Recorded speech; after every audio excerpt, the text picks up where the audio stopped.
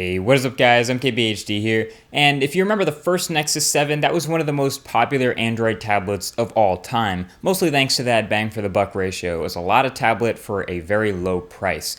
So here comes the second generation, the 2013 Nexus 7, it's brand new, and while there are a lot of minor improvements and a lot to the spec upgrades that you get with a new version of any device, there are three main reasons why this tablet can actually be considered the best Android tablet that you can buy right now for any price. So without any further ado, let's go ahead and take a closer look. This is a full review of the 2013 Nexus 7. So the first of the three things that make this tablet so great is the form factor. This is of course a tablet with a 7-inch display, and it's sort of a mid-sized device that puts it right between one-handed and two-handed use. If you want to type out a long email or something, you can use two hands on that keyboard. Or if you just want to scroll on a magazine or use it casually, it's easily a one-handed device as well. A lot of this is because the Nexus 7 is so light, coming down to just 290 grams, which is now slightly lighter than the iPad mini and about the same thinness as the iPad mini as well, which is impressive. And overall, it's very comfortable to hold. It has that soft touch back with gentle curves in your hand, and this also happens to be a very well-balanced tablet, which is harder to do than you might think. It's not top-heavy or bottom-heavy. The battery is just about where you'd want it to be, and we'll talk about that a little later, but it's in just the right spot where no matter how I'm holding it, it's a pleasure to use. Now, there are some notable changes to the outside when compared to the old Nexus 7.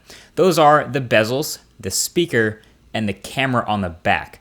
The bezels are indeed thinner on the sides, but bigger on the top and the bottom, which actually makes it a bit narrower and taller. And at first glance, you might think, oh, those unsightly bezels, why did they do that? It looks so ugly. But when you start using the tablet, you soon realize that these bezels are really the only place to put your fingers when holding it in landscape mode, watching videos, gaming, etc. So it's actually a good thing that they put these there for easier use. The speakers are new, and they're pretty good. They're stereo speakers, and they're located on the opposite sides of the back of the device. Now, yes, they're still back-facing speakers, and as someone spoiled by the Nexus 10's front-facing speakers, it's kind of hard to go back to these rear-facing tablet speakers. But on the whole, these are quite nice at normal volumes, and they distort a little bit at high volumes, but I think this is one of the parts of the tablet where they skimped a little bit to save money and tried to enhance it after the fact using some virtual surround sound software. It didn't really work. These are just, normal sounding stereo speakers. And then we're at that 5-megapixel rear-facing camera. I just want to say it's a camera on a tablet. I wouldn't expect it to be good in any way, and at this point it kind of confuses me why they chose to include it anyway. The images and video it takes are pretty muted in color, not very sharp, and this Nexus 7 is $30 more expensive than the first generation. Couldn't they have hit that magical $199 price point again if they didn't include this cheap, crappy camera sensor and glass on the back?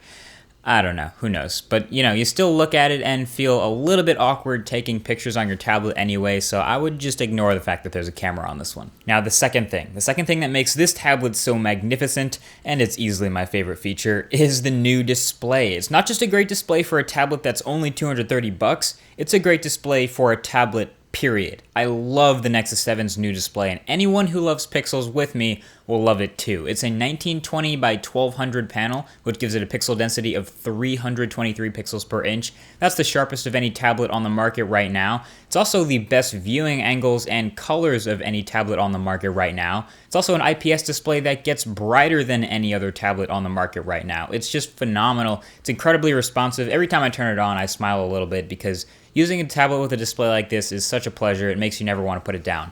So that leaves the third and final reason that this tablet has stolen my heart, and that is the operating system. It's a Nexus. Now listen, I've used a lot of Android tablets and phones out there, and there are a lot of great Android skins on phones that are actually catching up to the fluidity and experience from stock Android. Sense 5 on HTC One is a good example. That's becoming a more even playing field.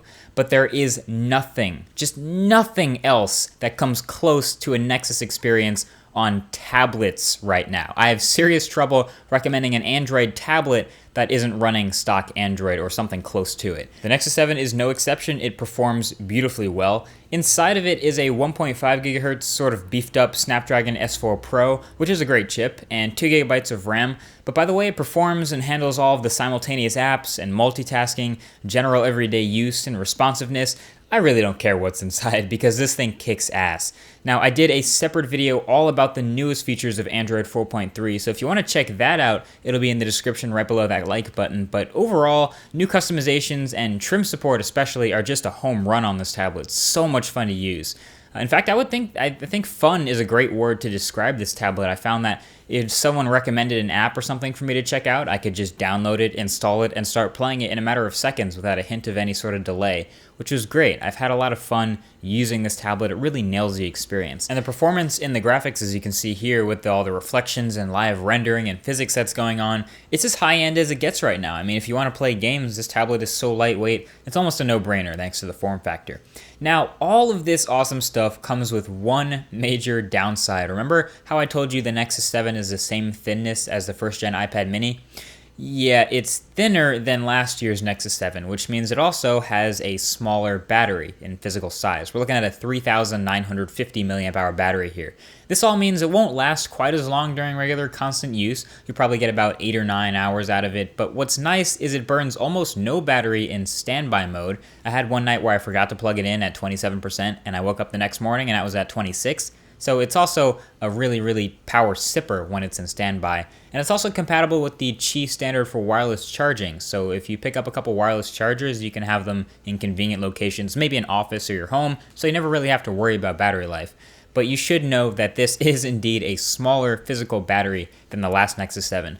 But dude, this tablet is so much fun. You'd be hard-pressed to find something that's genuinely bad to say about it. I've enjoyed using this tablet so much during the time that I've had it. I honestly think you will too. So at the end of the day, the Nexus 7 is another great tablet, and it's got a lot of reasons to upgrade to it over the old Nexus 7 or any other Android tablet out there, just because the price is so good, the performance is so good, and the display especially is so good. I could recommend this tablet for just about anyone. I'm likely going to be switching to this as my main tablet from the Nexus 10 that I was using earlier, just because it's a lot smaller and more portable, but it keeps that awesome display. I love the Nexus 10 display, but now I also love the Nexus 7 display, and this is more portable. So I'll be able to put all my textbooks on here and not carry a ton of heavy things in my backpack all the time.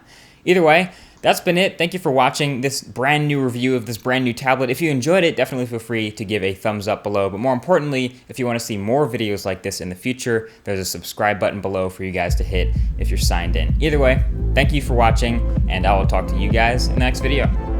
Peace.